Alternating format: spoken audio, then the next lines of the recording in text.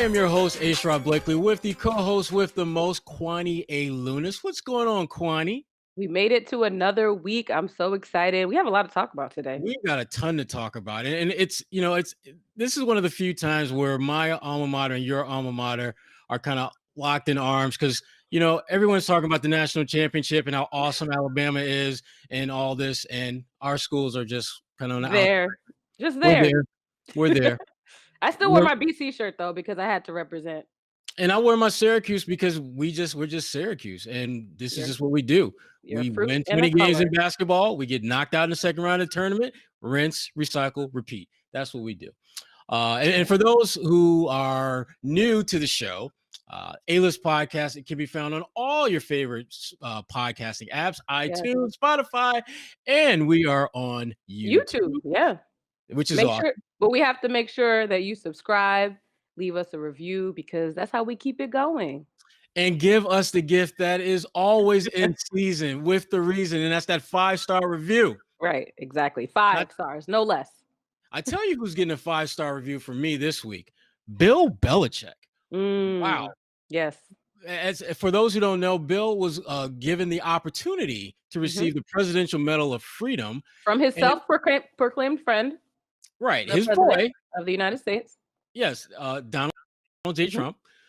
And Bill decided to turn it down. Yeah. I was pleasantly surprised by Bill's act because, again, this was his guy. This was his guy that he didn't want to own and he didn't really speak a ton about. Yeah. But when someone is talking about letters you wrote to them in the middle of that's you don't just do that for anybody. That's your guy. And so for him to turn that down in light of what's happened at the Capitol building and just all the different circumstances surrounding, President Trump, I was pleasantly surprised that Bill said thanks, but no thanks.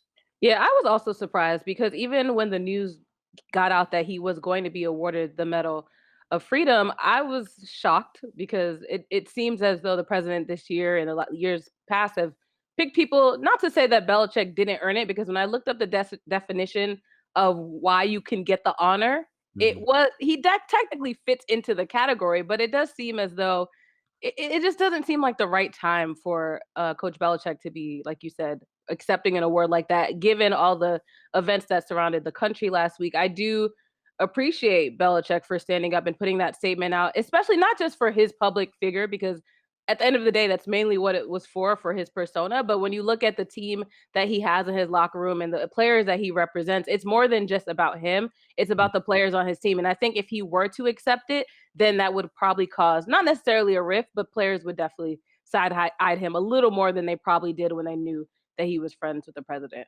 Yeah, and Bill, to his credit, when I think about some of those, those Medal of Freedoms, I mean, I keep thinking of that Oprah Winfrey gif where you get a car, you get a car, you get a car. It seems like that's what's happening with that award. Exactly. Yeah. I will tell you this though. I mean, Bill, the one thing that we all know true to be about Bill Belichick is he wants to win. Exactly. And he wants winners. Yeah. And right now, there is no franchise delivering those type of talented players better than Alabama, which, for Nick Saban just won his 7th NCAA national championship. And right now, Bill Belichick, I mean, I think before you put him in the conversation at the very, very, very, very short list of all-time great football coaches. Right now, I think he's at the top of that list. Absolutely. And he's a guy that, Bill Belichick, he loves Nick Saban. And so I'm thinking about all those Alabama players who make up, I think, arguably the greatest college football team. You got to believe that somebody on that team is going to wind up in a Patriots uniform next season. And the Patriots, they picked number 15. I have some ideas on who they can get. What you got? Quarterback Mac Jones. Okay. Here's why. I mean, that's the first thing I thought of, a quarterback. That's obviously the biggest need right now for that team. Right. There have been comparisons in terms of what he can do from mobility. He's a little bit more athletic than a Tom Brady. He's a guy that has shown the ability to, frankly, pass at the highest of levels. And granted, he's got a lot of really great weapons to work. I mean, the Heisman Trophy winner, at receiver, he's got arguably one of the best running backs, the Doak Walker Award winner in the backfield as well. So it's not like he doesn't have great toys to play with, but I don't care how good the toys are to play with. You have to put the ball where it needs to be when it needs to be there. Guys aren't just going to be running free all day. Guys aren't just going to be breaking tackles left and right. I think he's a really good game manager. And frankly, Bills never drafted a quarterback in the first round. And this is a guy in Mac Jones that is he going to be the best quarterback in this draft? Probably not. But they said the same thing about Tom Brady. And if there's anyone in this draft that has a lot of those intangibles that Tom Brady brought to the table, which I think when you look at Tom's career and trajectory, his ability to win more than the yards, more than the touchdowns, all that stuff, the ability to win at a high level, that is what would separate him. And frankly, that's why I think that's the guy you take at 15. It makes sense. Like I said, the Patriots they look at as though they're rebuilding essentially. And so for him to take a player from a team and a coach that he is well connected with, it wouldn't be a surprise. But then that makes you wonder about Jarrett Stidham and what his future holds with the Patriots. He couldn't even replace Cam Newton this year. So I'm really curious as to what they do with that quarterback role next year, because Cam is still in the picture, essentially. Jared is there. And then, like you said, if they decide to draft a quarterback, which would be rare for Bill, then there's going to really be some competition at that position. Yeah. And when you talk about being in the picture, I want to transition to the NBA, whose picture is very murky right now. Yeah. It's very murky. There's zero competition in the NBA. Right. And then you've got, close to home with the Boston Celtics and Jason Tatum, who tested positive, is going to be out 10 to 14 days. Yeah. Downside, one of the upsides is that they've had 3 games that have been postponed. Yeah. Celtics have the best record in the Eastern Conference. Yeah. Second best record in the NBA overall. Yeah. And if the season ended today, which I hate when people say that, because obviously it will end, the Celtics and the Lakers would be the number 1 seeds in the East and the West. Isn't that how it's supposed to be? I love it. I want to see it. But they need to do better. Right. And Kwani, and I know that you did a little bit of homework and just looking at some of the NBA, they're looking to institute some new protocols. Yes, they are. So I know there's like a laundry list of what like Woj was on a Twitter spree all afternoon. And you know what really stood out to me? What? So there's so many rules. There's one that stands out to me, but I want to hear yours. I feel like it's going to be the same one, but it's that players cannot have guests in their hotel. See? We need to talk about, I promise we did not talk about this before. Listen, we are going to get into that and then some with our guest. Okay. Our guest is Sekou Smith from NBA TV. And we're definitely going to get into that. And we're going to get into those rules, but that's the one that, I've received some texts from some folks with some really graphic description of that rule. Garden tools have been thrown in there as far as but what I want to know is why were gardening tools allowed in the middle of a panoramic? Like, what is happening right now? If you have a garden, you want that garden to grow, to be cultivated. And the way to grow and cultivate that garden to keep it happy, you gotta work that field. No, not during this year, during this season, when there's so many things at risk. It's not worth it right now. And I'm not surprised, as we know, James Harden was out there doing his thing as he usually does. The man who has a jersey retired in a strip club. I'm sure he's been active, but not to throw him under the bus. There are other players I'm sure that have been out there and busy, but it's like, is it worth it right now? You know that you want to play the game. You know that you have a goal to achieve, and you're doing all these things on the side that are going to put this season at stake. It just doesn't make any sense to me at all. Things on the side. Love the way you phrase that. We're a PG podcast. For the moment. We're trying to be G, but we're still PG. We are going to upgrade, and certainly we're going to upgrade when we get Sekou Smith in here any minute now. I think the rules are necessary. And that particular rule, to me, that was one of those loopholes that the players knew about, and they were going to say a word. They're just going to, keep quiet about that one. But now it's like that's certainly part of the issue that as the league, as the players union gather to figure out what can we do to try to stymie or minimize, the spread of this virus, and they realized real quick that and we'll talk about this later with Sekou, like you mentioned, but Kyrie Irving as well. A man who, for someone that hates the media, is always in the news. He is now being investigated by the NBA because he was allegedly at a party for his sister and he wasn't wearing a mask. There were it looked like 50 or more people in a venue, which there was a Twitter researcher who said it was in West Orange, New Jersey, which is not a good look for my home state. But what is going on? I was going to say, because I was just trying to make sure that I didn't see you in that video. I wasn't there. Being the Jersey girl that you are. I wasn't there. I was not in West Orange, New Jersey. I deny it. If the Twitter, it was Wob, not Woj, Wob, the guy that tweets out all those viral videos. He did an extensive investigation, and a lot of it's adding up. It looks like it was recent. All right, Sekou Smith, what's going on, my friend? I'm good, Sherrod. Let me stop you first before we get into this. Did you really compare Mac Jones to the god that is Tom Brady? Ooh. Listen. Come on, man. I'm a Michigan guy, so I can't let that go. Here's the thing. You a Michigan man. Anyone who says anything about the god known as Tom Brady, who's connected with Michigan, is going to have something to say. Okay. Get it off your chest, Michigan man. Because I will give you this win, which is something that your crew does not know much about this season, but that's another story. Dang. I'm just saying, if you're gonna hand out medals, shouldn't Tommy get one instead of Bill? Ooh. Clearly more Tommy than Bill, right? We're bringing back that debate, huh? Wow. Asking.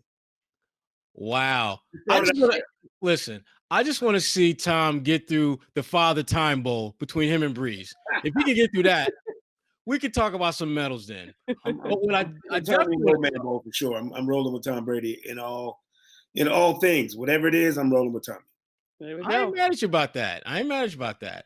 What I'm not really mad about this, but COVID-19 and its impact on the NBA. I mean, I think this up to like maybe 4 or 5 games are going to be canceled. 3 of them are Celtics games. Are you surprised at how the league has had so much trouble getting a grasp on this thing now that they're outside the bubble? No, and having been in the bubble and realizing how safe we were every day, there was never a concern because you were taking those tests every morning. So you knew everybody in there was safe. There was no concern at all about your daily interactions with people. And we wore masks and everything was locked down. But I knew once we left that environment and got back to normal, we were going to have the same issues that everybody else was having in terms of the potential for something to go sideways. And that's, honestly, I'm surprised it took this long. I thought it would have happened sooner, to be perfectly honest with you. Mm-hmm. Absolutely. Sherrod and I have this game we call buy, sell, or rent, and we want you to play it with us today. He got no choice. Yeah, okay, you're already here. Sorry. But right now, would you put the season on hold? Are you buying, selling, or renting that statement? I'm selling that only because it's a limited amount of teams and players who have been affected. My concern, though, is that there's been such a cavalier attitude about it by some. If these videos that we've seen of Kyrie Irving are legit, that's a red flag. I don't know how Jason Tatum would have contracted it. So, you just don't understand how each player is dealing with it on their own, away from the team and the protocols that the league has set in place. But now that you talk about more rules, there's going to be some guys who chafe against any sorts of infringement on their personal freedoms. And to me, you're just asking for problems now. If you expand these things and put in all these lockdown measures that are going to, frankly, piss these players off. Yeah, I gotta sell the idea of just shutting it down because it's not going to work. It's going to, in fact, it will make things worse than they are now. As Sekou pointed out, they got all these different rules that they're implementing and want these players to abide by. And, Kwani and I, we talked about this earlier. I mean, there are certain rules that players are going to immediately push back on. The very one that comes to mind to me, I don't have a classy name to describe it, but it's the one where they can't have companionship on the road. Non-player companion. I can't remember how the exact wording of it was. Friends. Let's just put friends. Yeah, friends with benefits. Let's be real. friends with benefits on the road. Right. And if you are, and the way the schedule is working out now, you don't just roll into a city and bounce. You in that city for like 2 games, 3 or 4 days, and you're telling these players, look, you're going to have to be with your teammates and your teammates only for 4 days. Now, for you and I, yeah, that's very doable. But for cats who have lived this life for years, exactly. Now you're telling them that, you know what, Becky Sue that you used to kick it with in Miami, you're not going to do that. You're asking them to go cold turkey on a habit that they've had for years, and something that's been instilled in them for years. Right. And as they pointed out, they coming from being in a bubble. They ain't trying to go back to the rules of the bubble if they don't have to. So I think the league has a serious problem in figuring out how to work it so that the players don't feel that their rights are completely infringed upon, but at the same time being health, safety conscious and all that. Rod, you know how meticulous these players are in terms of planning their import of leisure activities. Yeah. They don't like to city without a very detailed list of what they can get their hands on, what kind of time they're gonna spend with them. They have people doing it for them. Let's be real. Yeah. Yeah, I mean, that's the one thing they do better. Maybe they can play basketball is they are very specific about their free time. So my concern is that by going to these road trips where you're doing like 2 games in one place, they probably had a very specific idea of how they would handle that. And now if you tell them they can't do it,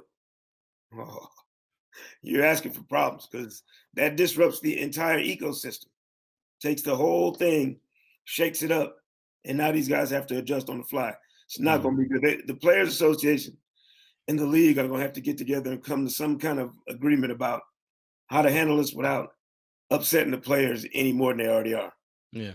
Yeah. What else you got, Kwani? I'm renting that notion though, because at this point, the way we've watched it spread, even after that Celtics Wizard game where they're like, all right, now Bradley Beal has to be put into protocol because he was in contact with Jason Tatum. It's like, it's going to be a chain reaction. We've already seen it. And I honestly think like within the next few weeks, I don't wish this, but we're going to just see more cases rise like that. It's inevitable. And if they are even enforcing this no companionship on the road, who's to know whether or not that's actually going to work. But moving on, do you guys think that they should expand the rosters outright since we are losing so many players that are eligible to play? Buy, sell, rent. Go ahead, Zach. Buying that. I'm definitely buying that. I think that's just kind of a logical caveat for the season. I mean, it's a COVID affected world. Yeah.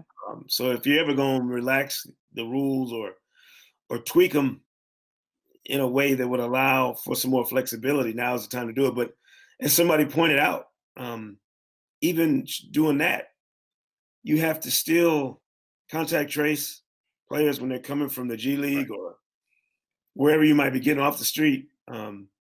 There's so many protocols in place that are interrupting your normal day of business in the league. I don't know how you have to get everybody aligned and adjusted to doing things differently. That's going to be an extremely tough lift for the league and for these teams. And I think I'm buying that because I think that's one of the few logical ways of dealing with this. I don't think there are many, but that's one of them that I think makes complete sense.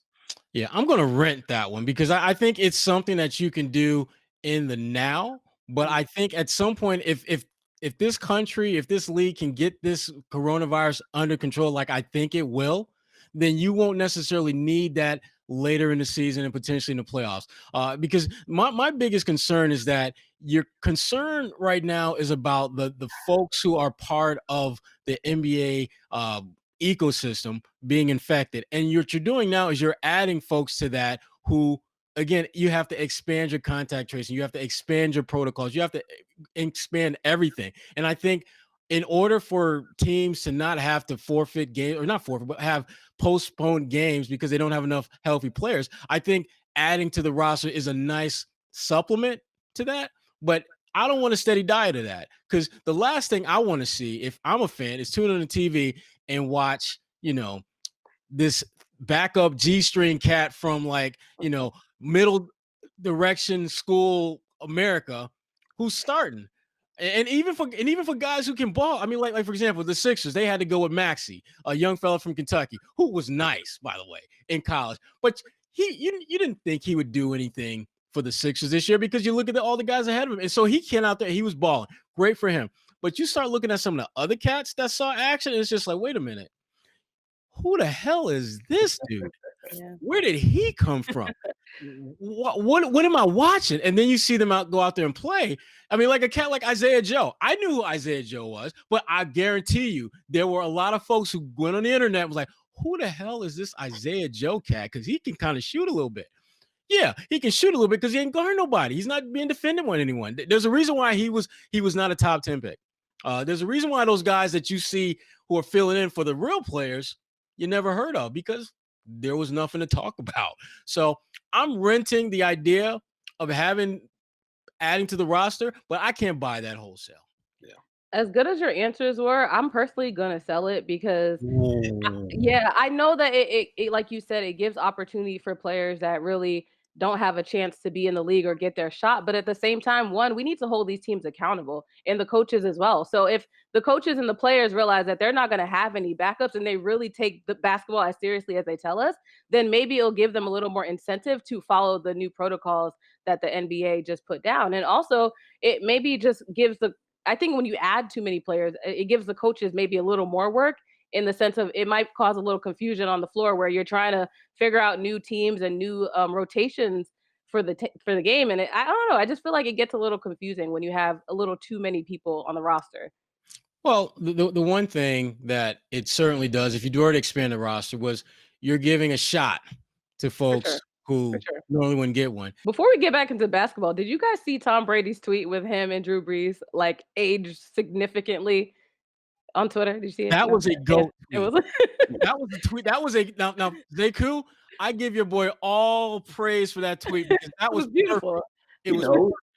He knows that they a couple of old men basically with canes and rocking chairs, but combined age like 84. I don't have enough digits. My calculator's he's not giving up the throne to Pat Mahomes and all these young boys just yet. You have to snatch it from him. Like we're still here for it. I'm here for it. You gotta take it. A good matchup. Patrick's ready for that. Patrick is ready for that. He takes it. But I'm with the resistance. Like I feel you fighting it off, Tommy. I feel that. He rolling with Tom, like he said. I have one more buy-sell rant for you guys. Would you consider creating regional bubbles in the NBA? I'm gonna rent the idea now. Okay. An option to buy later. All right. Because I think we're headed back to a bubble at some point. Okay. If we can't get the numbers under control by, say, the start of the second half of the season, I think it only makes sense for the league to start contemplating another bubble for the playoffs. Not for seeding games, which put even more pressure and more teams in Orlando, but certainly for the playoffs only. We saw that you could get it done in the bubble. Like you could do it, keep everybody safe, get a high level of basketball, and complete a season. I by no means am saying I'm looking forward to another stint in the bubble. But if you want to get it done, you know you can do it by locking down and keeping everybody safe in that bubble. So it makes sense to at least contemplate it. Right. It does make sense to contemplate it, but I'm gonna have to sell that, and here's why. I just don't think they can replicate what works so well because before it was like, okay, you got all this freedom, pandemic strikes, you go in a bubble, everyone is all in on trying to get through that, make it work. Now you're out and about, you're back in civilization. You've had a taste of that outside life, and now you want me to go back into the bubble? Oh hell no! Sekou. That will be the resistance. They will be, and to me, that's why I don't think it would work. I just think that there will be too much of a resistance from cats who, frankly, are telling you everything, but they're going to be resistant. Like I look at Kyrie Irving, who again, Kyrie had me hoodwinked and bamboozled, thinking that he was missing games early on because, what happened at the Capitol building, it's really traumatic for me. I'm feeling it. that narrative seemed to make a lot of sense to me. And then I see him getting his two-step on at his sister's birthday party. And I see Pops right next to him getting his 1.5 step on. It's his birthday too. It's his birthday as well. Exactly. And then there's no mask. There's absolutely nothing that he did whatsoever that showed any remorse or any thought towards being safe in the middle of a pandemic. And I give him some credit for keeping himself distance from his team, because obviously if he's not around, he can't expose them. But own what you did and take that fine, just like James Harden did. And if you miss some games, take that. Well, you're already missing games. But again, that's why I can't. I got to sell that, because I think there are too many Kyrie Irvings out there in the NBA who are going to they're going to be the resistance that makes a regional bubble or even a playoff bubble, I think, fail, unlike we saw last summer. Kyrie doesn't respect the bubble because he wasn't there. No, he doesn't appreciate what the players had to go through. Yeah, he doesn't. I mean, he has no appreciation for that. His team. But he was the first one that wanted him to not to be there. Exactly. Granted, he did say it was social justice issues, or that was his. I mean, y'all know better than me. Is there any reason we have to trust what Kyrie says? No. Not at all. Both teams play hard. Absolutely not. I'm just here so I don't get fined. I didn't give any credence to what he was saying. Talking about you give it all up for social justice. Well, then give it up. Give it up then. Yeah. The Brooklyn Nets would have no. I mean, they obviously want you to play, but if you're going to walk away, then just walk away and leave that check. I've seen so many tweets about KD now too. It's like, let's talk about him. Like someone was like, he just signed up for this, and now he's probably sitting here looking like, what did I just sign up for? Like, what's going on? I just don't understand it. He could have stayed with the Warriors. No sympathy for him. Right. He made his choice. And now you got to live with the consequences. And anybody rolling with Kyrie knows there's a chance that he could go left. Right. Absolutely. But with that being said, though, I mean, obviously the NBA put down these new protocols that the players may or may not adhere to. So what do you say to fans now as a commissioner looking towards this season, potentially not having fans at all? That's a tough one, because you can look at the fans and look them in the eye and tell them you can go above and beyond anything that's going on in the real world. The nation is on lockdown. I got friends in California don't even leave their house. The numbers are going up everywhere. I don't know that you should be expected to do any better than the rest of the country if you're Adam Silver. All you can do is put in some protocols and hope that they work. But beyond that, you're not a miracle worker. Yeah, and I think that has to be your message, that, look, we're doing the best we can with what we got to work with. The alternative is shutting this all down, and we don't want to do that. We think you deserve better than that. We think our players deserve better than that, and we will be better than we are now. We're going to learn from this. We're going to get better. You hit them with all that good stuff that they want to hear and they need to hear, knowing in the back of your mind that some of these knucklehead players are going to just blow whatever I just said up because they're selfish, because they want to have their cake, eat it too, and leave the damn recipe and the receipts before you walk out the door. Look, Kwani, I'll be real with it. You're at the mercy of the virus. If you haven't figured that out by now, whoever you are, you're out of your mind. We are at the mercy of the coronavirus pandemic. It's dictating everything.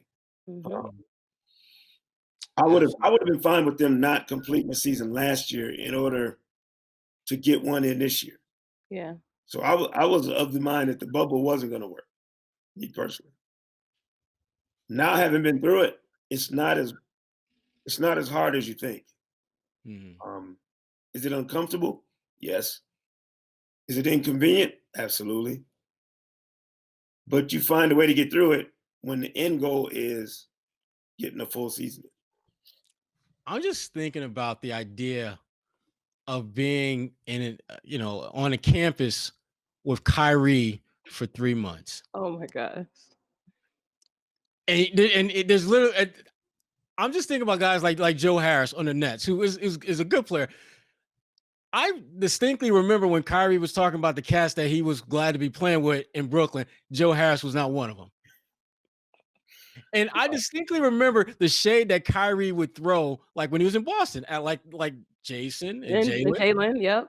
And I'm thinking, if you got to deal with that, and you can't even escape, you literally can't escape that because you're going to see that cat every single day. And not even just the Nets, the other players on other teams, they had to see each other every day as well. Every day. Honestly, it was for the better. There probably would have been more drama than expected if there might, yeah, I think there might have been some. I think some folks might have came to blows. I mean, I spent my bubble time with Mark Spears, Gary Washburn, Chris Haynes, John Scott. I mean, our NABJ folks. You know what I'm saying? Like you could be stuck with worse people. Yeah. So you got to make the best of whatever is going on. And to me, what made it so remarkable was that you saw the teams who were really connected, and they were the ones who made it through. Like Denver. Yeah. Who knew Denver was that kind of team? Right. The bubble brought that out. Who knew Miami had that kind of that fire? No pun intended. The bubble brought it out. So my thing is, it's a measure of a team, like a true measure of what you are, if you can go through those adverse conditions and thrive. Maybe Kyrie is not the leader that he thinks he is. And maybe he's nervous that the bubble would expose that. Not that we don't already think that. Right. We would have to own up to that. Yeah. Well, speaking of leadership, down your way, ATL, Trae Young's team, sorta, or is John Collins trying to? What's going on with them two? And specifically, John Collins, as has spoken out, made it clear that he thinks the ball needs to move more. He's made little coaching tidbits that he thinks they should implement to be more balanced. And that raises questions about whether, is he comfortable with Trae Young being the face of the franchise? Does he want to bounce? And if he does want to bounce, which there's like 29 teams that would love to get that word that he wants to bounce. Right. Yeah, you know what I do, Sherrod. You know what I do. When a guy doesn't get his money, no matter how cool he is with it publicly, because John Collins knows that Trae is getting his money next year. Right. That's a given. Trae's getting the max contract. There'll be no negotiation, no holdup. John Collins bet on himself. So he can't have Trae getting in the way of him balling and putting on display for the rest of the league. Like if Atlanta don't want to give me this max, somebody else will. Yeah. The funny thing to me, and this happens all the time, is these teams that haven't busted a grape, like hadn't done nothing, want to have these kind of tug of wars for power. It's like, y'all hadn't done anything. Right. Y'all hadn't even sniffed the playoffs as a group. You bring in all these guys in free agency, spend all this money, and you still are just a run-of-the-mill team. So instead of bickering about the way we play and this and the other, maybe you ought to sit back, let Lloyd Pierce do his job, and just play. Just play ball and trust the process. I don't think that's a realistic option because there's been so much infused into what's going on down here. Trae gets treated like a superstar because he was an all-star starter his second season. But if you think Trae Young and Luka Doncic are on the same level, you haven't been paying attention. And Trae's operating like he's Luka, like he's the franchise. I would say he leaves a little bit to be desired in that department. Just the leadership and kind of the foundational things you need to have in your best player, which he's clearly their marquee player. I don't know that he's their most complete or best player. And see, that's my thing about this brouhaha between them two. I think John Collins is a better overall player. Trae can score like few in this league can. I get that. But listen, when you are a walking easy pass defensively and ain't even trying, not even trying to put up any resistance defensively. I was talking with a scout over the weekend about this, and I was asking him about how does it work when a guy has the ability offensively with the ball, get wherever he wants to, but defensively can't get where he needs to be without the ball. And this guy, he was just like, it's effort. It's not about ability. It's about accountability beyond what you do well. Do you feel as though you have a responsibility to defend? And a lot of players feel like, no, I'm getting 25 points a game. What you talking about? That's their job to defend. They're supposed to help me out because I'm helping them out offensively. And John Collins is like, you do know I got 20 and 10 last year without any touches. But again, I will say this: John Collins did some serious damage when he missed those 25 or so games at the start of the season. Because I thought that him not being able to play set that franchise back in a big way. Because I thought he was going to be an all-star. I expected him to be one of the top 15 players in the league. And for him to miss so many games, it put them in a bad spot. But that doesn't take away from the fact that, to me, he's their most complete player. And the stuff that he talks about they need to do, move the ball more, defend better. Yeah. That's not rocket science. That's not John Wooden speak right there. That's just a baller saying this is what we need to do to win. So I hope that Atlanta wants to move him because, again, he needs to be where someone is going to appreciate what he's bringing to the table. I'm not sure he's feeling that appreciation. And Sekou, your point about the money is spot on. But I think it's the role that he's being asked to play, and I think that's just as important to him at this point in his career. Yeah, and I think the main thing is trust. Mm-hmm. They don't trust each other, and you can tell. And sometimes that's not a malicious thing. Right. It's not something that's stated or that you make a point of, but your actions speak louder than your words. And when the whole thing came out about the blow up in the film session, go look at what Trey did in the games after that. He was garbage. He became like a 7-year-old who was told, you know what, keep your hand out of the candy jar. And so yeah, I'm not going to eat any candy now. I'm not sharing with anyone. I didn't want it anyway. I don't want to play with y'all. He So became other players on the team. If you're the newcomers and you're Cam Reddish and some of these young boys, and you see that, sets a horrible precedent. Yeah. Exactly. Yeah. Because now nobody trusts it.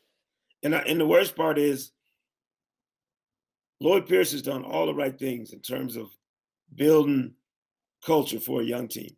Mm-hmm. He's done everything you would want a first-time head coach to do. And Trae Young could blow it up in one swoop. Yeah. Bringing it a little local, though, let's talk about Jason Tatum. He's had like the best and worst week this week, NBA Player of the Week for the Eastern Conference, but also now in the health and safety protocol. What do we make of his season so far in this whole issue? It's out of his control.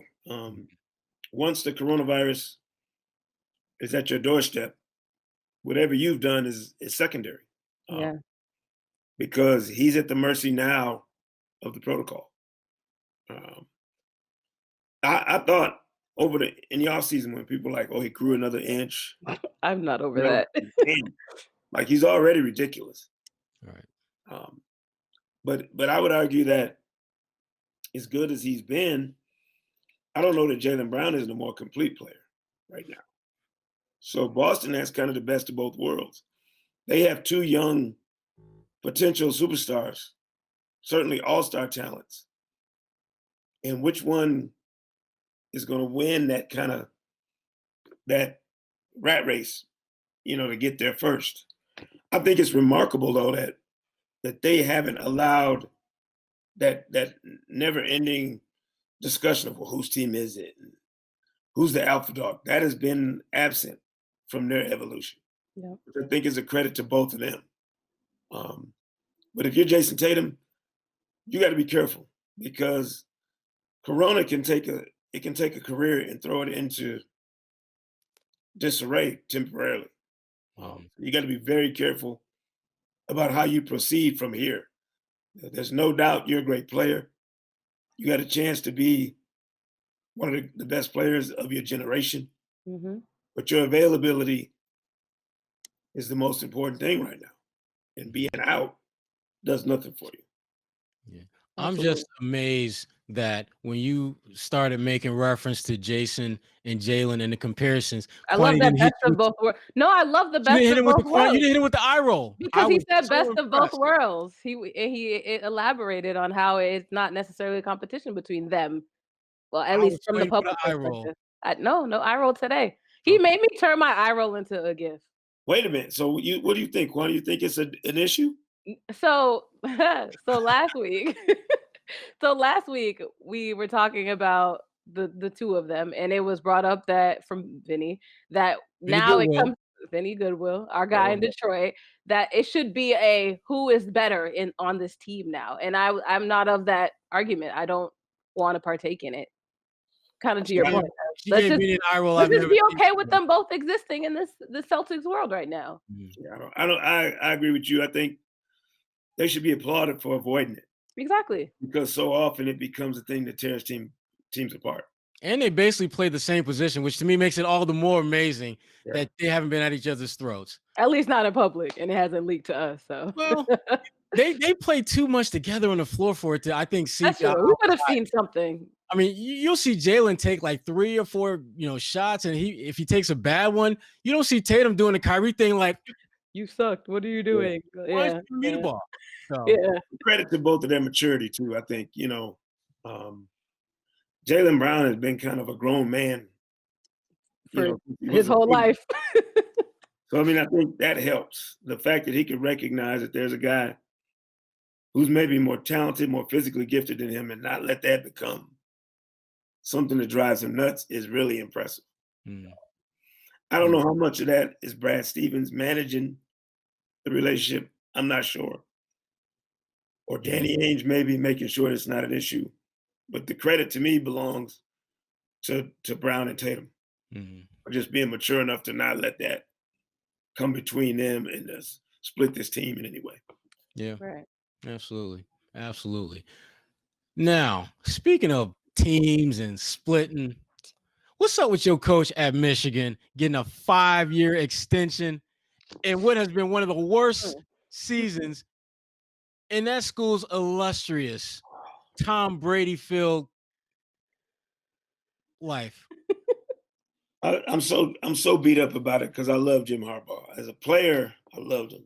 He was the most brash, just crazy, arrogant. He was a Michigan man in every sense of the word. He just took no prisoners. And it's almost like he got nervous when he came back and everybody told him how crazy he was acting. It's like, that's why we brought you back. Right. We need you to have that edge. And on one hand, I applaud him. How many people would take basically a half of your salary reduction to sign up for 5 more years? To deal with college kids. You got to prove yourself. Yeah. When you've done what he's done.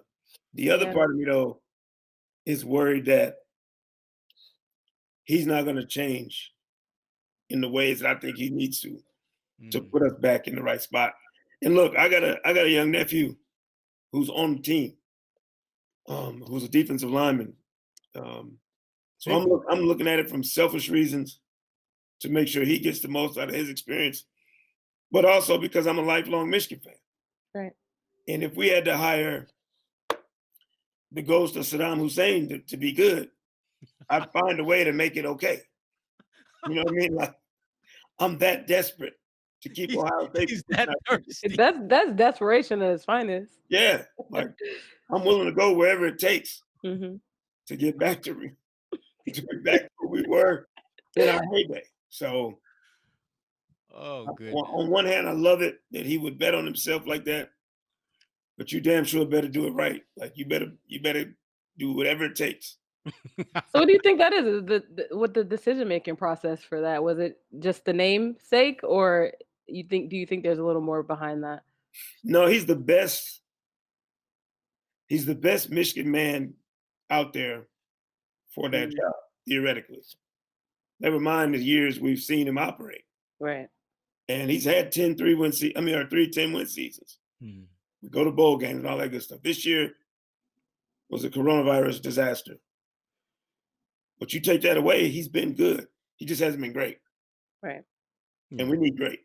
And that's the issue. It's not that he's a bad coach. It's just that he's been good. Yeah, at a that's school that just doesn't good. tolerate good. Yes, exactly. Ain't good enough. Yeah. Wow. So Sekou Smith, NBA TV. Anything you want? Well, actually, let me clarify that. Anything you want to promote or let folks know that you got coming down the pipeline, anything like that? Yeah, man. On my podcast, the Hang Time Podcast, we're doing 3 a week this year. Ooh, y'all busy. Heavy lift. That's why my voice is shot. I'm drinking tea all the time. But we had Gary Washburn on recently talking Celtics. Our guy. Okay.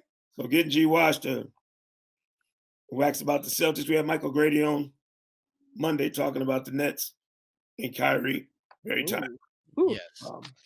But yeah, we're cranking that up every week, 3 times a week. And then on Fridays, I'm in the studio for the first time since March. Oh, wow. Game time and crunch time on NBA TV. So that's been good. Good. But yeah, tune in, listen to me talk, tell lies, and all like this. Where can they find you on social? I'm at Sekou Smith NBA on Twitter, but I have a very love-hate relationship with Twitter. Sounds like Vinny last week. Like I can't say what I really want to say. Okay. That definitely sounds like Vinny. So we'll just listen to the podcast, is what you're saying. Right. To get the real thoughts. Moments when I really want to let people have it on Twitter. It ain't worth it. It ain't worth it. Absolutely. Sekou Smith, NBA TV. Sekou, thank you so much for your time, my friend. Appreciate y'all, man. Always welcome. Love